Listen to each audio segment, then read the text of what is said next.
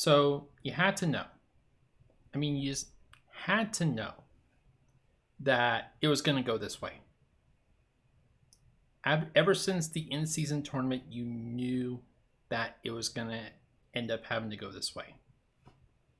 And I hate to be the one to say I told you so, but guess what? If there's a neon sign behind me that said I told you so, yeah.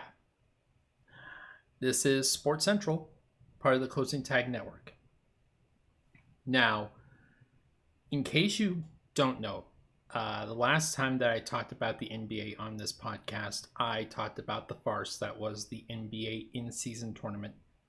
Well, since then, the two teams that went to the finals in that in-season tournament have won a combined 3 out of their last 13 games.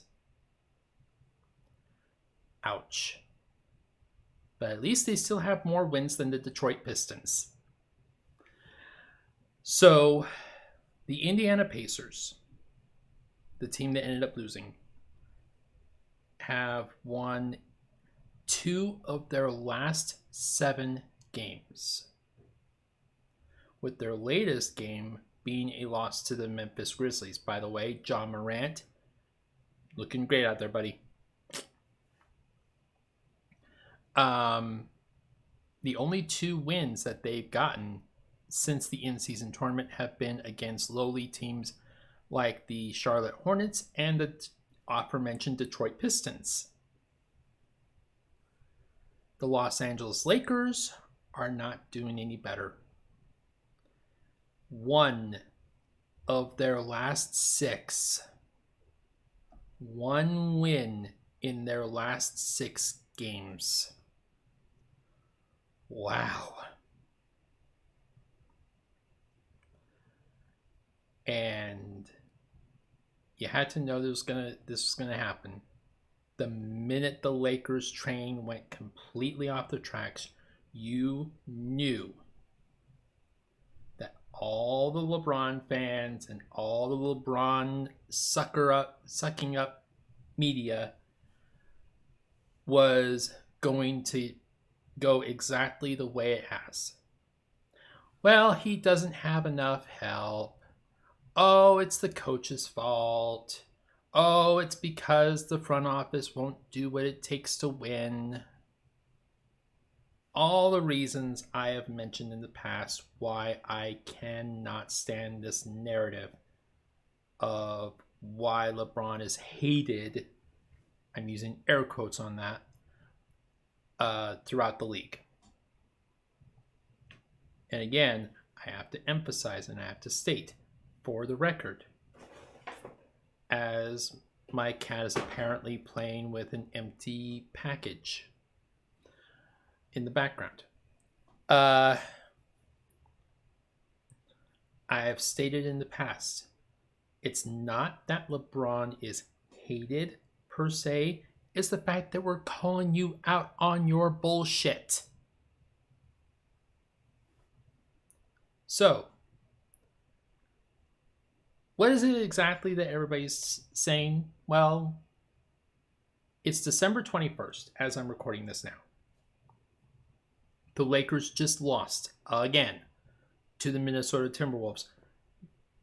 Granted, it's not a loss to the San Antonio Spurs.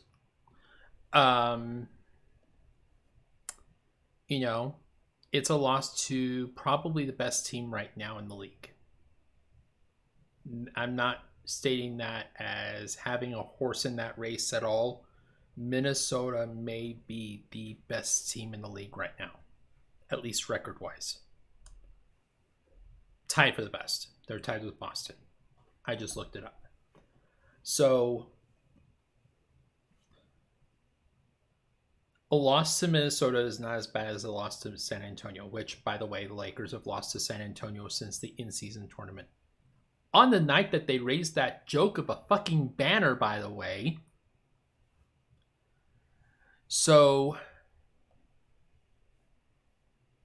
all the media heads and all the LeBron stans have been clamoring ever since the trade not really deadline, but the day that the embargo was lifted on trades, all teams and players that have signed new contracts are now eligible to be traded.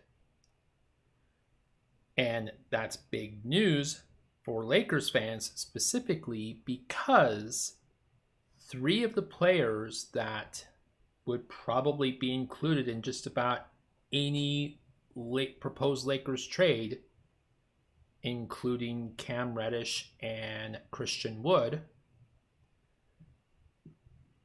just barely signed with the Lakers. So all the fans and all the media have been clamoring for the Lakers front office to make a trade for DeMar DeRozan and or Zach LaVine, both players who have stated publicly in the past that they would love to play for the Lakers. DeMar DeRozan is from LA, so that stands to reason. Zach LaVine stated in an interview not necessarily wanting to play for the Lakers per se, but wanting to play with LeBron. So that's going on.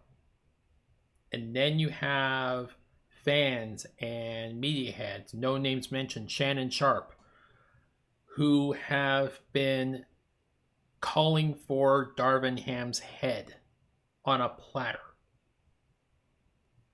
basically saying he's not doing a good enough job as the coach and should be fired. I think ever since the Chargers fired their head coach after that embarrassing performance last week against the Raiders, the town of LA has kind of gotten a little fire heavy right now. I mean, if it were up to these guys, the Clippers head coach Ty Lue would have been fired a month ago. Never mind that, and I want to state this for the record, I was right about the 4 superstars on the same starting lineup not working out.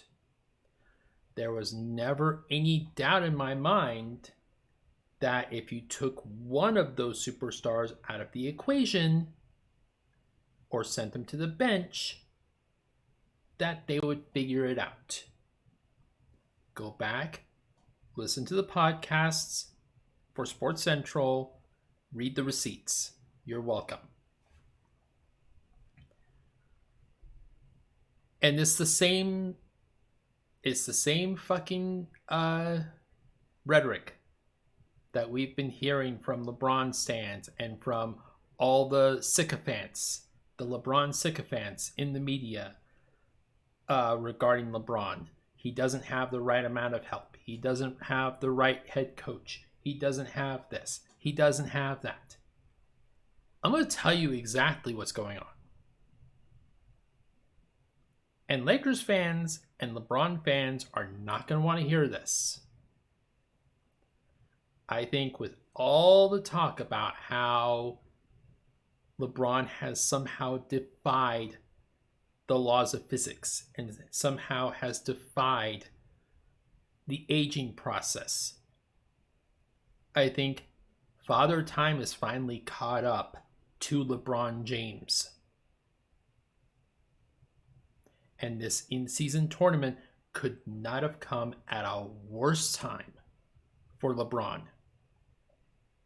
Because the fact of the matter is, if not for them showing out and trying to get this championship for LeBron, so LeBron can have that claim that he did something that Michael Jordan couldn't do. Again, never mind the fact that this fucking idiotic idea was just barely instituted this season. And showing out and putting all their effort into this farce of a tournament, we wouldn't be having this conversation right now about What's wrong with the Lakers? Why do they seem slow? Why do they seem beat up? Well, gee, I wonder why.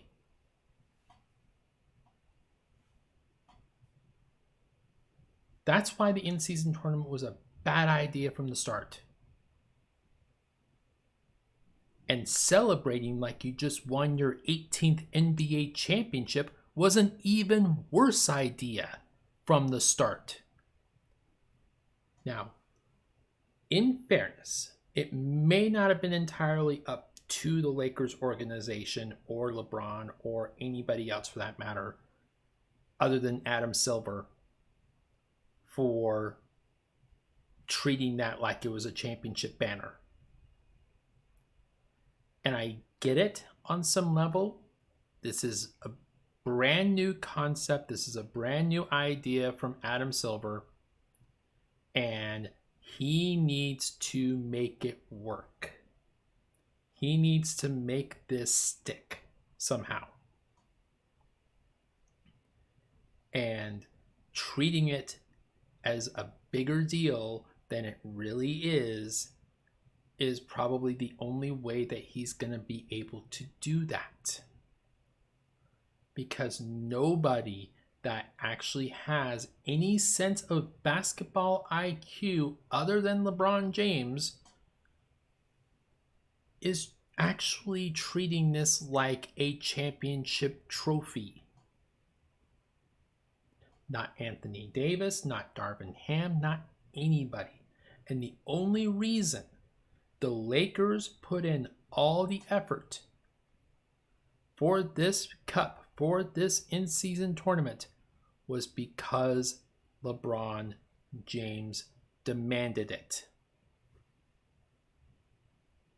As long as LeBron James is the one calling all the shots, and you can say what you want about Rob Pelinka or Darvin Ham or anybody else in that organization, LeBron James is the one calling the shots in Los Angeles. He even supersedes Jeannie Buss. As long as LeBron James is the one calling all the shots and making all the money for the Los Angeles Lakers, I promise you, I guarantee you, if I am proven wrong, I will take the world's hottest fucking hot sauce and I will drink it live on YouTube.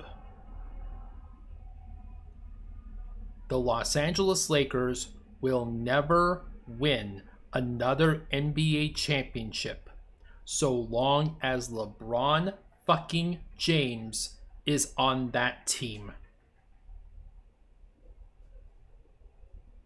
That is a guarantee. Quote me on that. And if they somehow make it to the finals in June, I will make my order on heatness.com or Amazon. But until then, just take my word for it.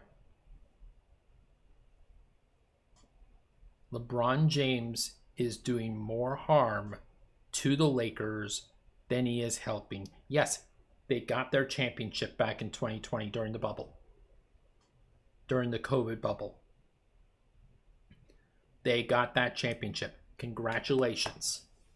Major kudos. I do not take anything away from that, unlike some people. He got his 2 championships with Miami. Again, bravo. I commend him for that. He got his championship in Cleveland finally after those championships in Miami. Again, I take nothing away from that. But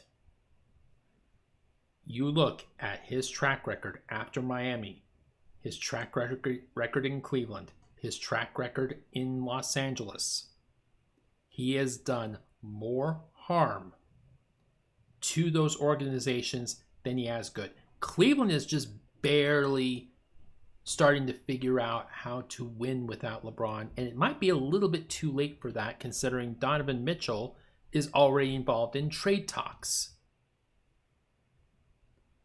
The going consensus right now is that Cleveland may trade him to Miami for Kyle Lowry.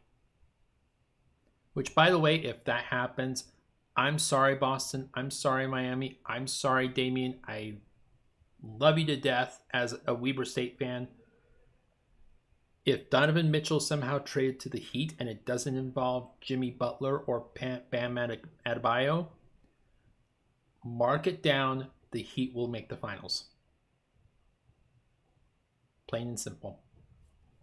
But back to the Lakers. Or back to LeBron. Which coincides with going back to the Lakers. The Lakers organization has been worse off with LeBron than they were without him. And I know that Lakers fans are going to hit up my mentions, hit up my email, Raul at theclosingtag.com, and tell me how I'm wrong. But am I? Am I really? If you think about it, Kobe Bryant, even when he was injured, even when he was not at his best, even when he was well past his prime, Kobe Bryant was able to take the Lakers to playoffs after playoffs after playoffs after playoffs after playoffs. I think he only missed 2 playoffs in his entire career post 2008. It was the last 2 years that he played. And the only reason he missed it the 1 year was because he was injured most of the year. With, I believe it was that torn ACL or torn Achilles. LeBron James has missed the playoffs now twice in the last 4 years, 5 years. He missed it the year before they got Anthony Davis. And he missed it when they had that super loaded team that on paper should have just steamrolled over everybody. And instead, they were the ones that got steamrolled.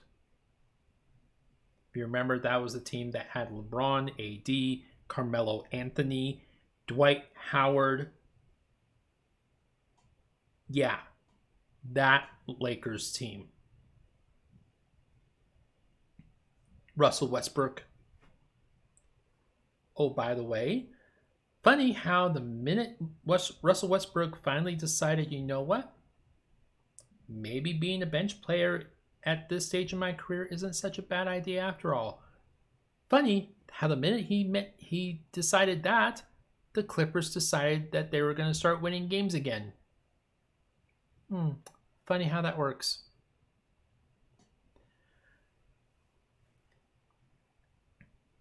But the bottom line is this. LeBron has left organizations worse off than he has or than they were when he came in. Cleveland was worse off with LeBron in the end than they were before he came back. If you really think about it, they had 2 number 1 draft picks. Granted, they whiffed on the first one. I don't even remember who the first one was. I'm not going to bother looking it up because that's how irrelevant he was. The second one was Kyrie Irving. And you already know my feelings about Kyrie Irving. But Kyrie Irving and LeBron James worked really well together in Cleveland, and they ended up winning a championship. And were pretty close to winning another one. But the minute that they stopped winning games was when LeBron decided to check out, start setting his sights for the West Coast, and ended up getting his coach fired and his teammate traded.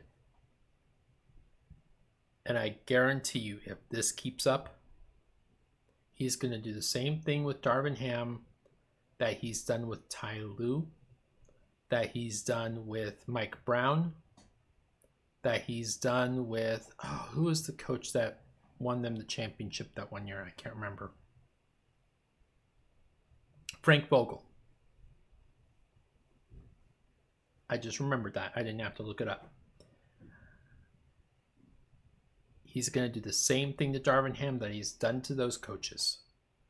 And he's going to do the same thing to Anthony Davis and Rui Hachimura and all these other players that are currently on the Lakers that he's done to guys like Kyrie Irving and Russell Westbrook and Kyle Kuzma. It's never enough with this guy. It's never enough. And he's always going to point the blame and point the finger at everybody else except for the golden god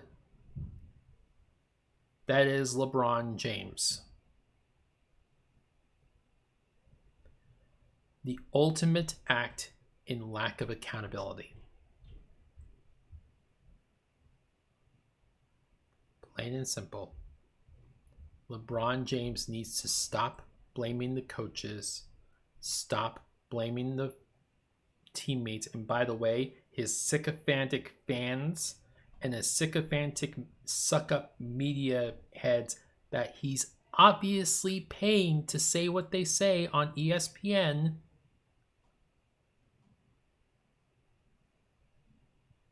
Also have to do the same thing. They need to stop blaming the coaches and stop blaming his teammates and stop blaming everybody except LeBron.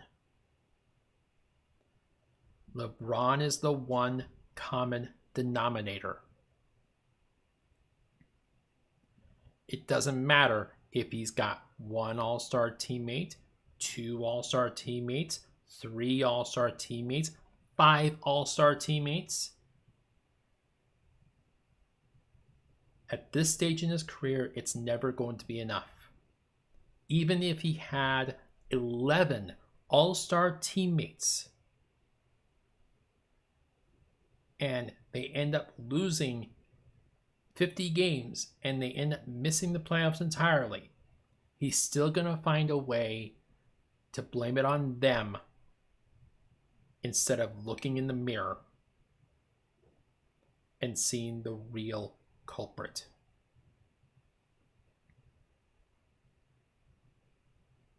And you can call me a LeBron hater all you want. You can call me an old head all you want. You can call me this. You can call me that. I don't care. LeBron James is more of a cancer to his teams than Michael Jordan ever was, than Kyrie Irving ever was. The only player that I can think of in this current era that is more of a toxic cancer in his own locker room right now is Draymond Green. And Draymond Green is being dealt with, both by the Warriors and by the NBA front office. The only difference is Draymond Green actually fouls you. LeBron just pretends that you did. So, let me know what you guys think. I've babbled on long enough. Leave a review on Spotify. Leave a comment on Facebook. Like, share, and comment. Like the video on YouTube. Leave a comment in the comment section. Hit the bell for notifications. Subscribe. And I will see you guys probably after the holidays. I know I said on the last podcast that I did that I wasn't going to do another one before the holiday, but yeah, I could not resist talking about this. I couldn't. I just couldn't. So, let me know what you guys think, and I will catch you on the flip side of Christmas. Happy holidays, Merry Christmas, Happy Kwanzaa, Happy Hanukkah, Happy Festivus for the rest of us. And if you're a Jehovah's Witness, have a good weekend. So take care, guys. And as always, remember to include your closing tags. Thanks.